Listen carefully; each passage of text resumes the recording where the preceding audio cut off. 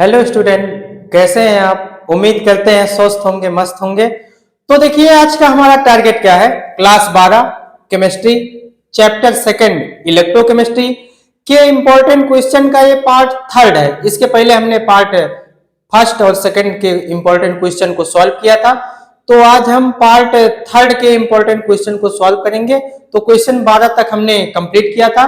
तो आज हम क्वेश्चन नंबर 13 से स्टार्ट करते हैं। ठीक है, तो चलिए आज की पढ़ाई शुरू करते हैं। क्वेश्चन नंबर हमारा 13 है, रेडॉक्स विभव को समझाइए। रेडॉक्स विभव क्या होता है? ठीक है, तो देखिए रेडॉक्स विभव क्या होता है। जब किसी सेल में ऑक्सीकरण और अपचयन क्रिया होती है तो धातु और विलयन के मध्य स्थापित विभवांतर को रेडॉक्स विभव कहते हैं। ठीक है, यह प्रक्रिया हम लोग देखते हैं किसी सेल में। मान लीजिए डेनियल सेल की बात करें तो डेनियल सेल में ऑक्सीकरण और अपचयन क्रिया होती है। उसके कारण धातु, जो हम इलेक्ट्रोड यूज करते हैं धातु का, वो धातु और जो विलयन रहता है, जो घट्ट के विलयन रहता है, दोनों के मध्य जो विभवांतर स्थापित होता है उसी को हम लोग कहते हैं रेडॉक्स विभव। देखिए, जैसे मान लीजिए ये हमारा जड़ेन है। ठीक है, जड़ेन क्या करता है, ये अपना 2 इलेक्ट्रॉन त्याग कर देता है और 2 इलेक्ट्रॉन त्याग करेगा तो Zn2+ बनाएगा। इस अभिक्रिया को हम लोग कहते हैं ऑक्सीकरण या ऑक्सीडेशन कहते हैं। ठीक है, और वहीं पे जो Cu रहता है, कॉपर सल्फेट होता है ना, विलयन मान लीजिए कॉपर सल्फेट है, तो कॉपर सल्फेट को अगर हम लोग आयनित करेंगे तो ये हमारा हो जाएगा Cu2+ प्लस SO4 2-। अब ये जो विलयन का Cu2+ है, ये Cu2+ ये 2 इलेक्ट्रॉन को ग्रहण कर लेता है और 2 इलेक्ट्रॉन को ग्रहण करके बनाता है Cu, और ये अभिक्रिया हमारी कहलाती है अपचयन। ठीक है, तो कुल मिलाकर कि जो सेल में ऑक्सीकरण और अपचयन अभिक्रिया होती है उसी के कारण जो है धातु और विलयन के मध्य एक संबंध स्थापित हो जाता है, जिसे हम लोग कहते हैं रेडॉक्स विभव। ठीक है, नोट कर लीजिए आप लोग। देखिए आगे क्वेश्चन नंबर 14 हमारा है, कह रहा है कि 0.1 मोल पर लीटर के 1 विलयन से बने कॉलम का प्रतिरोध 6.5 × 10³ ओम है। इसका व्यास 1 सेंटीमीटर तथा लंबाई 50 सेंटीमीटर है। इसकी प्रतिरोधकता, चालकता तथा मोलर चालकता ज्ञात कीजिए। देखिए सबसे पहले हम लोग निकालेंगे प्रतिरोधकता, जिसको हम लोग कहते हैं विशिष्ट प्रतिरोध। ठीक है, जब हम विशिष्ट प्रतिरोध निकालेंगे तभी हम निकाल पाएंगे चालकता, क्योंकि विशिष्ट चालकता जो कप्पा होती है वो रो के व्युत्क्रमानुपाती होती है, यानी विशिष्ट प्रतिरोध के व्युत्क्रमानुपाती होती है। इसीलिए हम चालकता तभी निकाल पाएंगे जब उसकी विशिष्ट प्रतिरोध या प्रतिरोधकता जान पाएंगे। ठीक है, और मोलर चालकता तब निकाल पाएंगे जब हम चालकता जाने रहेंगे। ठीक है, तो आइए सॉल्व करते हैं। देखिए सांद्रता, इसको हम लोग सांद्रता भी कह सकते हैं, मोलरता भी कह सकते हैं। ठीक है, तो चलिए मोलरता ही लिख लेते हैं। मोलरता m बराबर दिया गया है 0.1 मोल पर लीटर। ठीक है, और कॉलम का प्रतिरोध जो R = है, ये 6.5 × 10³ ओम है, और इसका व्यास जो है 1 सेंटीमीटर है व्यास। तो कॉलम का व्यास जो है ये 1 सेंटीमीटर, तो कॉलम की त्रिज्या जो हो जाएगी आधी हो जाएगी, तो 1/2 हो जाएगा। तो इसी समय कॉलम के अनुप्रस्थ परिच्छेद का क्षेत्रफल ज्ञात कर देंगे। तो क्षेत्रफल हमारा हो जाएगा, क्षेत्रफल का मतलब वही कॉलम के अनुप्रस्थ परिच्छेद का क्षेत्रफल। तो A = होता है πr²। ठीक है, तो हमारा हो जाएगा A = पाई की वैल्यू होती है 3.14 गुणे R की वैल्यू है 1/2²। ठीक है, तो यहां से हमको मिल जाएगा A = 3.14 गुणे 1/4 हो जाएगा। ठीक है, यानी हमको मिल जाएगा 3.14/4 सेंटीमीटर²। ये हमको क्षेत्रफल मिल गया। ठीक है, आगे हम लोग सॉल्व करते हैं। तो कॉलम की लंबाई भी दी गई है 50 सेंटीमीटर। ठीक, तो लंबाई L = ये हमको दिया गया है 50 सेंटीमीटर, 50 सेंटीमीटर लंबाई है, ठीक है। अब हम लोग निकालेंगे विशिष्ट प्रतिरोध, या उसी को हम लोग कहते हैं प्रतिरोधकता। दोनों नाम एक ही है, कोई नाम आप लिख सकते हैं। तो प्रतिरोधकता रो इज इक्वल टू होता है, देखिए प्रतिरोधकता जो होती है rho is equal to R A by L होता है, आर ए बाई एल। तो हमारा हो जाएगा रो इज इक्वल टू, आर की वैल्यू कितनी है भाई, यहां से लिख लेते हैं 6.5 गुणे 10 की घात 3 गुणे ए की वैल्यू हमारी यहां से आई है 3.14 बटे 4 है, तो 4 को हम लोग नीचे लिख देते हैं, उससे कोई दिक्कत नहीं, ठीक। एल की वैल्यू 50 है, तो गुणे हमारा हो जाएगा 50, ठीक है। तो रो इज इक्वल टू, अब देखिए 1000 है, 10 घात मतलब 2 अंक पॉइंट यहां आएगा और एक ये 3 अंक पॉइंट हट जाएगा, यानी पॉइंट यहां आया तो ये 65 हो गया हमारा, और गुणे 2 अंक यहां आया। अब इस 10 की पावर 3 का काम खत्म है, ठीक है। बटे 4 गुणे ये हो जाएगा 50, 5 दाएं 50, 5 से काट दीजिए, और ये हो जाएगा 13 पच्चे 65, ठीक है। अभी इनको 2 से काट दीजिए, 2 का 2 बार 4, और 2 एक कम 2, 2 पच्चे 10, और 2 सत्ते 14, ठीक है। ये हमारा हो गया रो इज इक्वल टू 13 गुणे 157 और बटे 2 दहाई हो जाएगा 20, यानी ये हमको मिल जाएगा टोटल, ये 13 का इसमें गुणा कर देंगे, ठीक है। तो 13 का 157 में गुणा करेंगे, हमको मिलेगा 2041 और बटे हो जाएगा 20। अब 20 का इसमें भाग कर देंगे, 2041 में 20 से भाग करेंगे, तो ये हमारा आ जाएगा 102.05, और इसका मात्रक होता है ओम सेंटीमीटर। तो ये हमारा रो की वैल्यू इतनी आ गई, ठीक है। अब रो की वैल्यू इतनी आ गई, उसके बाद अब हम निकालेंगे विशिष्ट चालकता, जिसको हम लोग चालकता भी कहते हैं, ठीक है। तो चालकता,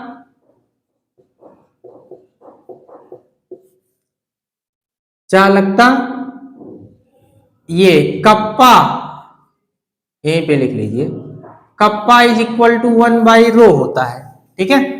तो kappa is equal to 1 by rho, rho की वैल्यू आई है 102.05, तो 102.05 इतना हो जाएगा। तो इनका हम लोग कर देंगे भाग, ठीक है। तो भाग करने के बाद आएगा 0.0098, ठीक है, 0.0098, ये मात्रक इनका हो जाएगा सीमेंस सेमी इनवर्स। तो ये हमारी विशिष्ट चालकता आ गई, ठीक, देख सकते हैं आप लोग। अब देखिए हमको निकालना है मोलर चालकता। अब हम मोलर चालकता निकाल लेंगे, तो मोलर चालकता लैम्डा एम बराबर होता है कप्पा इंटू 1000 बाई एम, ठीक है। तो मोलर चालकता, तो मोलर चालकता lambda M is equal to kappa into 1000 by M हो जाएगा।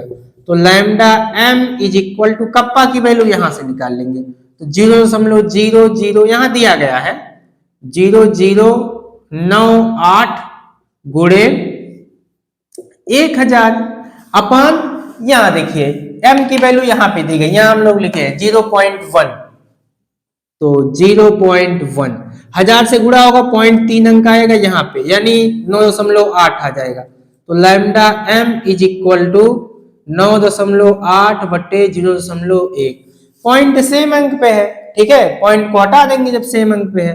तो lambda m is equal to इतना हो गया 98, ठीक है। मात्रक सीमेंस सेमी स्क्वायर मोल इनवर्स, सीमेंस सेमी स्क्वायर मोल इनवर्स, ये हमारा लैम्डा m की वैल्यू आ गई, ठीक है। आप देख सकते हैं लैम्डा m की वैल्यू इतनी आ गई है, ठीक है।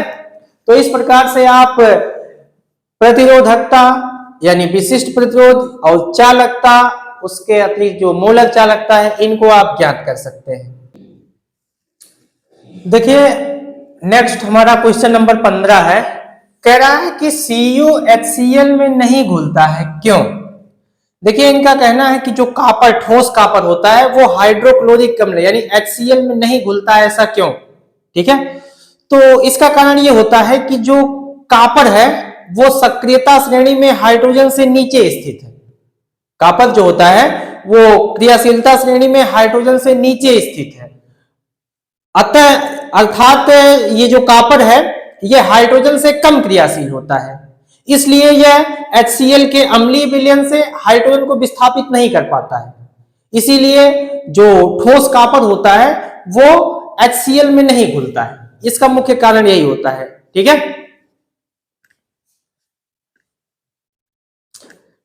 नोट कर सकते हैं आप लोग अगर नोट करना चाहें तो। आगे देखिए नेक्स्ट क्वेश्चन, क्वेश्चन नंबर 16 हमारा है, कह रहा है कि मोलर चालकता को समझाइए। ठीक है, इसमें दो क्वेश्चन है, एक तो ये है मोलर चालकता को समझाइए और दूसरा हमारा न्यूमेरिकल है, मोलर चालकता को समझाइए। आगे न्यूमेरिकल क्या कह रहा है, 0.02 मोल पर लीटर KCl विलयन से भरे सेल का प्रतिरोध 480 ओम है, तो विलयन की मोलर चालकता ज्ञात कीजिए। और यहाँ हमको सेल स्थिरांक का मान दिया गया है 1.29 सेमी इनवर्स। ठीक है, देखिए सबसे पहले हम लोग मोलर चालकता को समझते हैं, मोलर चालकता होती क्या है। ठीक है, तो मोलर चालकता देखिए, मोलर चालकता क्या होती है, किसी 1 सेंटीमीटर क्यूब आयतन वाले विलयन में यदि विद्युत अपघट्य का 1 मोल घुला होता है तो उस विलयन की चालकता मोलर चालकता कहलाती है। और इसको प्रदर्शित करते हैं लैम्डा एम से, और lambda M is equal to होता है kappa into 1000 by capital M. ठीक है, ये होती है मोलर चालकता। ठीक है, अब हम लोग सॉल्व करेंगे न्यूमेरिकल को। ठीक है, मोलर चालकता की परिभाषा हमने दे दी है, अब हम लोग इसको सॉल्व, चलिए हम लोग न्यूमेरिकल देखते हैं।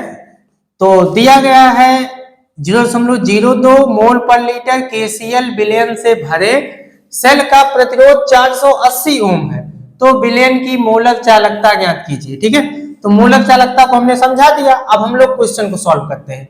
तो जो सांद्रता दी गई है हम कह सकते हैं इसको मोलरता भी कह सकते हैं। तो मोलरता M इज इक्वल टू 0.02 मोल पर लीटर ये दिया गया है। और उसके बाद प्रतिरोध, प्रतिरोध जो R बराबर दिया गया है, प्रतिरोध R इज इक्वल टू 480 ओम, 480 ओम।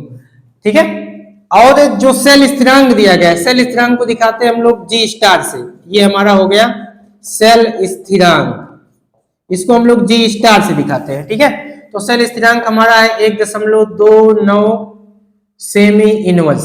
ठीक है, देखिए अब हमको निकालना पड़ेगा विशिष्ट प्रतिरोध। विशिष्ट प्रतिरोध बिना आप मोलर चालकता नहीं निकाल पाएंगे, तो सबसे पहले विशिष्ट प्रतिरोध, विशिष्ट प्रतिरोध को दिखाते हैं रो से, तो हमारा हो जाएगा विशिष्ट प्रतिरोध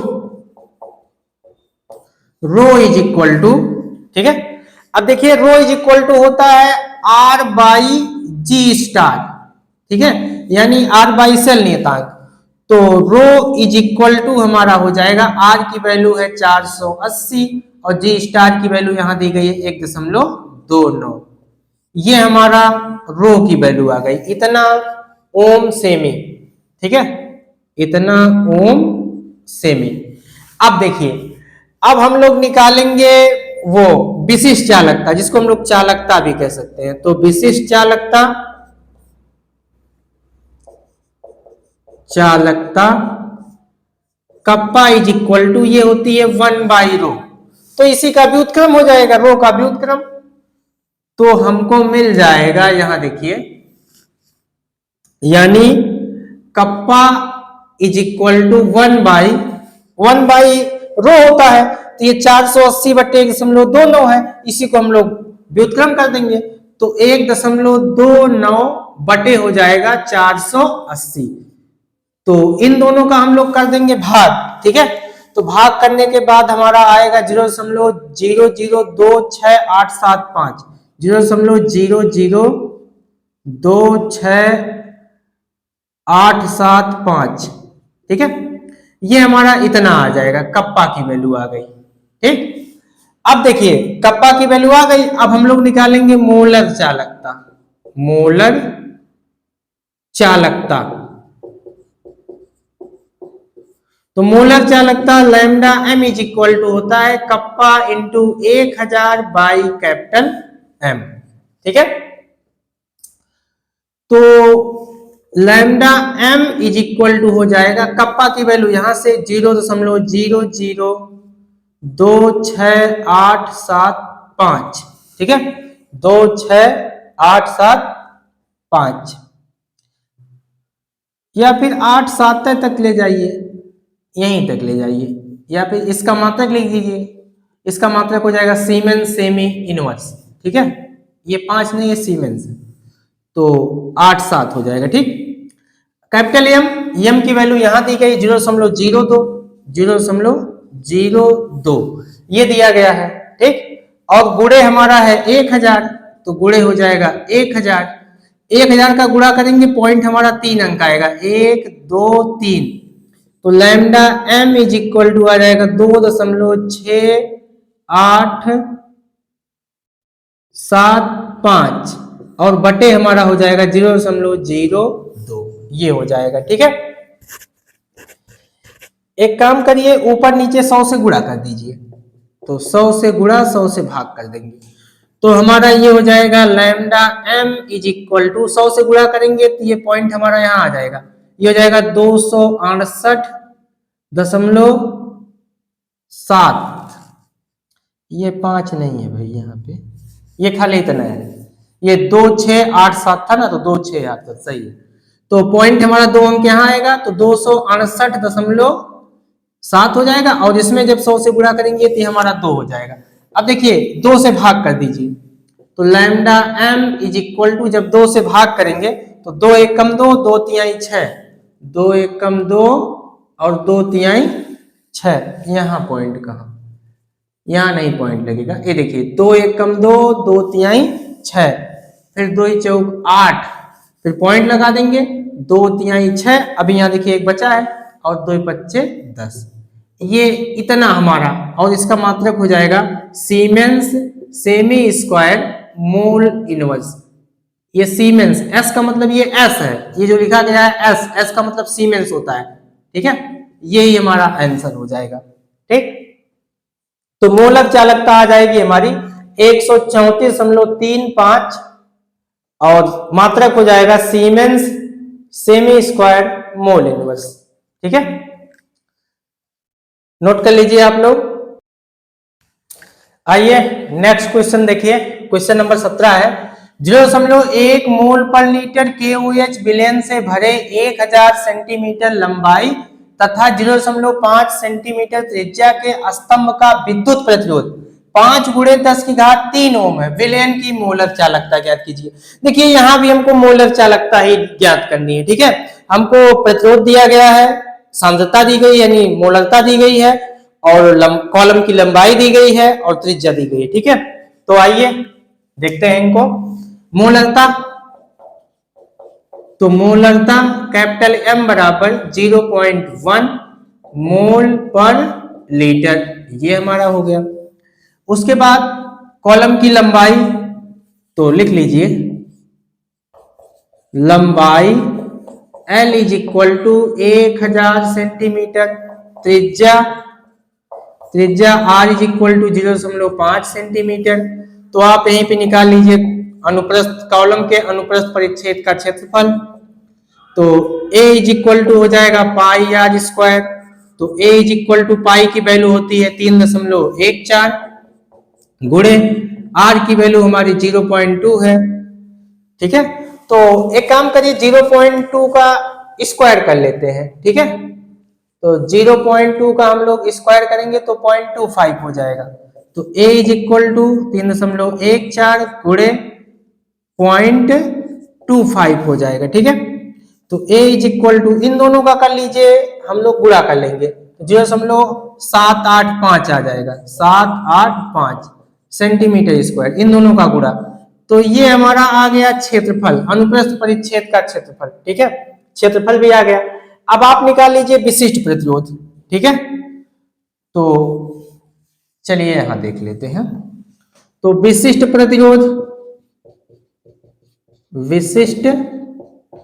प्रतिरोध, तो जो विशिष्ट प्रतिरोध रो होता है वो होता है RA/L, RA/L होता है, ठीक है।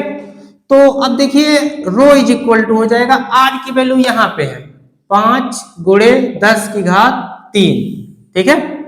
प्रतिरोध इतना दिया गया है, ए की वैल्यू हम लोग अभी निकाले हैं 0.785, 0.785 अपान एल। एल की वैल्यू देखिए यहां दिया गया, लंबाई हमारी 1000 सेंटीमीटर है, तो अपान हो जाएगा 1000। रो इज इक्वल टू, देखिए सीधे 1000 से 1000 कैंसिल हो गया, तो हमारा बचा सीधे क्या 5 गुणे 0.785, इन दोनों का हम लोग कर देंगे गुणा, ठीक है। तो गुणा कर देंगे तो हमारा आ जाएगा 3.925, 3.925 इतना ओम सेमी, इतना ओम सेमी आ जाएगा, ठीक है। अब देखिए अभी हमारा मोलक चालकता नहीं निकल पाएगी, अभी हमको चाहिए जो है विशिष्ट चालकता चाहिए। तो विशिष्ट चालकता जो कप्पा होती है, कप्पा का मान चाहिए। तो विशिष्ट चालकता कप्पा इज इक्वल टू 1/रो, क्योंकि ये रो का व्युत्क्रम होती है, इसका व्युत्क्रम होती है विशिष्ट प्रतिरोध का। तो कप्पा इज इक्वल टू 1 अपान ये 3.925, ठीक है। तो देखिए हमको मिल जाएगा कप्पा इज इक्वल टू, अब देखिए एक में 3.925 का हम लोग कर देंगे भाग, ठीक है।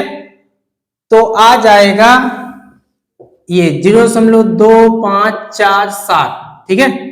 इतना आ जाएगा सीमेंस सेमी इनवर्स, ठीक है। हमको रो का मान पता चल गया, कप्पा के भी मान पता चल गया। अब हम लोग निकालेंगे मोलर चालकता। तो मोलर चालकता lambda M is equal to kappa into 1000 by हो जाएगा एम। तो lambda M is equal to kappa, kappa की वैल्यू 0.2547, ये कप्पा की वैल्यू इंटू 1000, तो गुणे हो जाएगा 1000 और अपान एम, एम की वैल्यू है 0.1, ठीक है। अब एक काम करिए 1000 से इसमें गुणा करेंगे, तो 1000 से जब गुणा करेंगे तो ये 3 अंक पॉइंट हमारा यहाँ चला आएगा दशमलव, तो lambda M is equal to 254 हो जाएगा 7 और बटे हो जाएगा 0.1। ऊपर नीचे कर दीजिए 10 से गुणा, पॉइंट अपने आप हट जाएगा।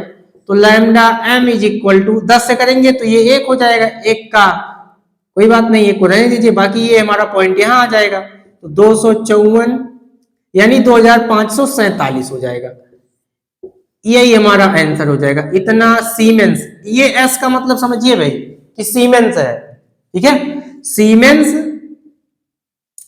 सेमी स्क्वायर मोल इनवर्स, ये इसका मात्रक हो जाएगा लैम्डा एम का, यही हमारा हो गया आंसर, ठीक है। तो देखिए आज के लिए बस इतना ही, आगे जो भी इंपॉर्टेंट क्वेश्चन रहेंगे इलेक्ट्रोकेमिस्ट्री यानी वैद्युत रसायन से, उसको हम लोग अगले पार्ट में यानी अगले लेक्चर में सॉल्व करेंगे, ठीक है। तो देखिए ये जो क्वेश्चन आप सॉल्व कर रहे हैं इंपॉर्टेंट क्वेश्चन, ये समझ लीजिए एक आपका रिवीजन लेक्चर है, जो आपका रिवीजन हो रहा है, ठीक है। क्योंकि अब उतना टाइम हमारे पास है नहीं, हम लोग रिवाइज ही कर सकते हैं। आपका 18 फरवरी से बोर्ड की परीक्षाएं हैं, तो इसलिए हम लोग रिवाइज कर रहे हैं। तो आगे का जो और इंपॉर्टेंट क्वेश्चन रहेगा वो पार्ट अगले पार्ट में आपको मिल जाएंगे, ठीक है। आज के लिए बस इतना ही, ठीक है। Thank you.